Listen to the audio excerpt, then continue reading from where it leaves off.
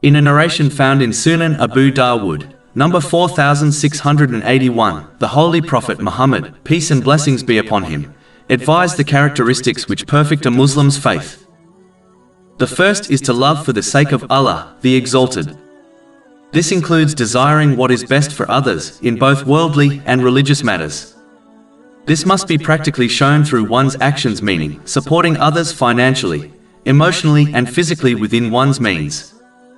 Counting one's favors to others not only cancels the reward, but also proves their lack of love for the sake of Allah, the Exalted, as this person only loves gaining praise and other forms of compensation from people.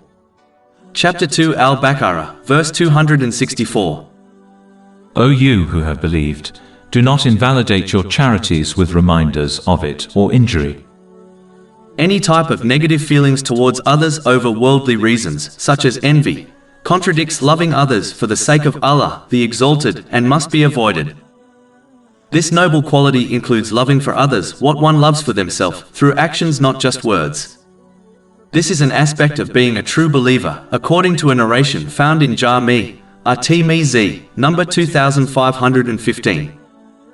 Finally, loving for the sake of Allah, the Exalted, includes loving the things Allah, the Exalted, loves, such as the Holy Quran and the traditions of the Holy Prophet Muhammad, peace and blessings be upon him.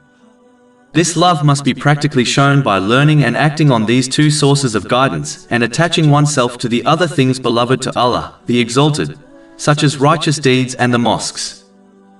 The next characteristic mentioned in the main narration under discussion is to hate for the sake of Allah, the Exalted. This means one should dislike the things Allah, the Exalted, dislikes, such as his disobedience. It is important to note, this does not mean one should hate others, as people can sincerely repent to Allah, the Exalted. Instead, a Muslim should dislike the sin itself, which is proven by them avoiding it and warning others against it also. Muslims should continue to advise others instead of breaking ties with them, as this act of kindness may well cause them to sincerely repent. This includes not disliking things based on one's own feelings, such as an action which is lawful. Finally, the proof of one disliking for the sake of Allah, the Exalted, is that when they show their dislike through their words and actions, it will never be in a way which contradicts the teachings of Islam. Meaning, their dislike for something will never cause them to commit a sin, as this would prove that their dislike for something is for their own sake. The next characteristic mentioned in the main narration under discussion is giving for the sake of Allah, the Exalted. This refers to every blessing one can give to others, such as physical and emotional support, not just wealth. When one gives, they will do so according to the teachings of Islam, meaning in matters pleasing to Allah, the Exalted, such as giving sincere advice. In fact, this is an aspect of being sincere to others which has been commanded in a narration found in Sunan an-Nasai, number 4204. It includes giving and sharing these blessings with others without counting one's favors, as this proves they gave in order to receive something from others.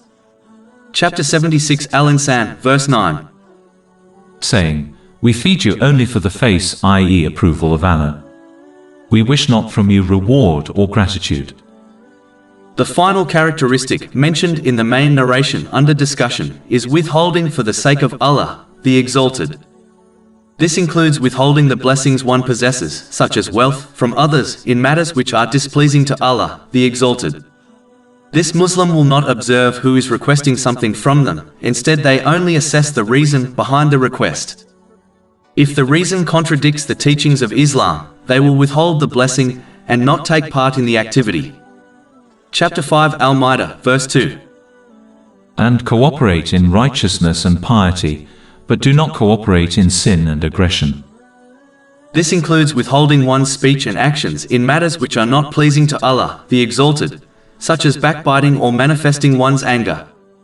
This Muslim will not speak and act according to their desires and only proceed in a situation when it pleases Allah, the Exalted. Otherwise, they will withhold and refrain from proceeding forward. To conclude, adopting these characteristics leads to perfection of faith, as they are based on one's emotions and are therefore extremely difficult to control. This control is best achieved when one obtains certainty of faith. This is achieved when one learns and acts on Islamic knowledge. Certainty of faith helps to direct one's intention, focus and actions to Allah, the Exalted, at all times. This will aid one in controlling the four aspects mentioned in the main narration.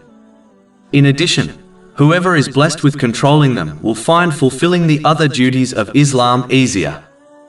These duties consist of fulfilling the commands of Allah, the Exalted, refraining from His prohibitions and facing destiny with patience according to the traditions of the Holy Prophet Muhammad, peace and blessings be upon him.